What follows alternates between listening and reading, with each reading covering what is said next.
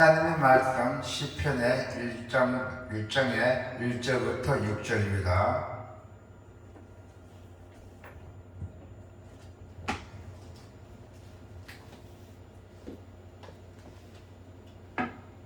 다 같이. 복 있는 사람은 악인들의 꾀를 따르지 아니하며 죄인들의 길에 서지 아니하며 오만한 자들의 자리에 앉지 아니하고 오직 여호와의 율법을 주고하여 그의 율법을 주야로 묵상하는도다. 그는 시냇가에 심은 나무가 철을 따라 열매를 맺으며 그 잎사귀가 마르지 아니함 같으니 그가 하는 모든 일이 다 형통하리로다. 악인들은 그렇지 아니하며 오직 바람에 나는 겨와 같도다. 그러므로 악인들은 심판을 견디지 못하며 죄인들의 의인들의 모임에 들지 못하리로다. 무릇 의인들의 길은 여호와께서 인정하시나 악인들의 길은 망하리로다. 아멘. 복된 인생이 되려면 어떻게 해야 됩니까? 여러분, 우리 복된 인생.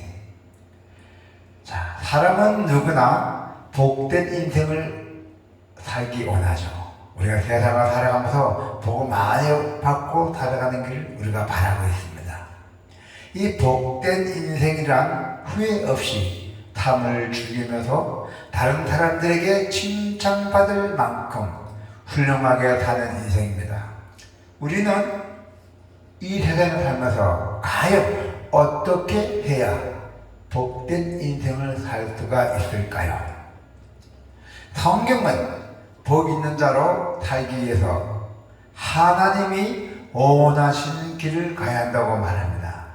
하나님이 원하시는 길을 가야 돼요. 그래 복을 받는다 했어요. 하나님이 원하시는 길은 과연 어떤 것입니까? 어떤 길이고? 시인은 오늘 먼저 죄인들의 길로 가지 않아야 한다고 말합니다. 1절이잖아요. 죄인들의 길을 가지 않으면 나와 있죠. 죄인들의 길에 서지 아니하고 오만한 자들의 자리에 앉지 않는다 했어요. 죄인들은 하나님이 원하신 의로운 길을 두고 자신의 욕망에 충실한 제 길을 가려고 합니다. 자기 욕망을 충실히 채우려고. 그렇게 하려면 죄인 길로 가려고 합니다. 그래서 악인들의 길을 따르니 좋아하고 죄인들의 길에 서 있기를 즐기며 결국에는 오만한 자리에 앉아 주저앉는다는 것입니다. 오만한 자리에. 자, 많은 사람이 이 길을 선택하죠. 그 이유는 그들의 본성적인 죄를 짓는 일에 지쳐있기 때문입니다. 그러나 복 있는 사람은 절대로 그 길을 가지 않습니다. 복 있는 사람은 가라 해도 안 갑니다. 난 안 갑니다. 하나님이 원하시는 길이 아니기 때문에 안 가는 거죠. 우리는 하나님이 원하시는 길을 가야 합니다. 그 길이 좁고 험해도 우리는 그 길에 반드시 행복이 있다는 것입니다. 그래서 복 있는 사람은 오직 여호와의 율법을 즐거워하여 그의 율법을 주야로 묵상한다 했잖아요. 오직 여호와의 율법을 즐거워하여 그의 율법을 주야로 묵상하는 거다. 여호와의 율법은 우리가 의롭게 살 수 있는 기준이에요.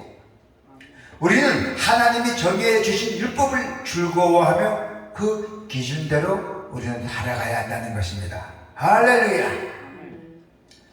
우리는 율법을 밤낮으로 묵상해야 돼요.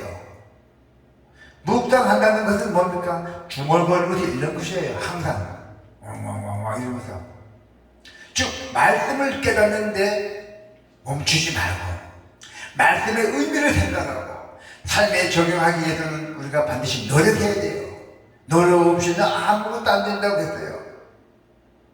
또 부지런하지 않는 자는 하나님께서 복을 주지 않는다고요. 부지런한 자에만 복을 주신다고 노력한 자에만 더 복을 주신다고요. 여러분, 모든 순간에 말씀을 묵상해야 돼요. 하나님의 말씀을 따라 거기에 뭐가 있냐면 진리의 길이 있다는 거예요. 하나님의 말씀에 진리의 길을 있어요.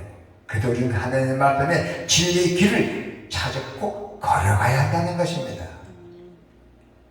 그래서 복 있는 사람은 시냇가에 심은 나무와 같다겠어요. 시냇가에 심은 나무 얼마나 아름다운 말입니까? 옆에 물이 축축축 흐르는데 옆에 나무 심어봐요. 얼마나 나무 무럭무럭 잘 자랍니까? 나무는 계절을 따라 열매를 맺으며 그 잎사귀가 절대로 마르지 않고 번성한다는 것이에요. 뿌리가 시냇가에 깊이 심겨져 있기 때문에 마찬가지로 복 있는 사람은 항상 하나님과 연결이 돼서 은혜와 그 구원을 공급받기에 말씀을 통해서 삶의 변화를 일궈낸다는 것입니다. 그래서 예수님은 뭐랬어요? 예수님께서는 너희가 내 안에 거하고 내 말이 너 안에 거하면 무엇이든지 원하는 대로 구하라. 그리하면 이룰 것이라. 아멘. 그렇게 약속하셨잖아요. 자, 우리 성도 여러분, 불의한 세상에서 의의 열매를 거두는 푸른 나무로 우뚝 서시기를 바랍니다. 죄인들은 바람에 나는 겨와 같았어요. 겨. 자, 4절을 보니까 악인들은 그렇지 아니하며 오직 바람에 나는 겨와 같다 했어요. 네, 죄인들은 바람에 나는 겨와 같은 겁니다. 우리 쌀 찾아가잖아요. 그럼 그 껍데기도 하잖아요. 바람을 홀딱 날아가잖아요. 사람들은 키를 사용해서 곡식을 깔 때 바람의 겨를 날리고 알곡만 남기잖아요. 그래서 겨는 바람에 다 날아가 버린다고요. 이 모습이 악인들의 비참한 처우와도 같다는 것이에요. 하나님의 율법을 저버리고 제 길을 따르는 자들은 망할 것이라 했대요. 그들에게는 남는 것은 빈 껍질뿐이라 했어요.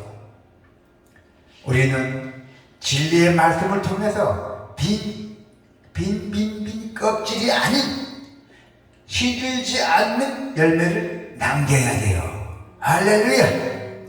그래서 악인들은 하나님께 엄중하게 심판을 받습니다. 그들은 그 심판을 감당할 수 없기 때문에 의인들의 모임에 들어올 수도 없어요. 자, 5절에 보니까 그러므로 악인들은 심판을 견디지 못하며 죄인들이 의인들의 모임에 들지 못하리로다 하잖아요. 결국 악인들은 멸망으로 떨어진다 했어요. 자, 무릇 의인들의 길은 여호와께서 인정하시나 악인들의 길은 망하리로다 했어요. 하나님을 무시하고 하나님이 정하신 율법을 따르지 않는 사람은 반드시 망합니다. 그러나 의인들의 길은 하나님이 인정하시고 반드시 복을 주신다고 했습니다. 할렐루야. 그래서 우리는 모든 순간에 쾌락을 추구하지 말고 말씀을 따라서 하나님이 인정하신 길을 가시기를 바랍니다. 또한 복 있는 사람은 하나님이 정하신 길을 걷는 사람들이에요. 죄인의 길로 가지 않고 오직 하나님의 말씀을 따라간다는 것입니다. 그래서 그 사람은 시냇가에 심긴 나무 같이 언제나 풍성한 열매를 맺는다고 했어요. 그 길 끝에서 하나님께서 인정을 반드시 받습니다. 그 길이 좁고 힘들어도 우리 의인의 길을 가시기를 바랍니다. 오늘 하나님의 말씀을 따라 여러분들께서 복된 인생길을 걸어가시기를 축원드립니다. 아멘.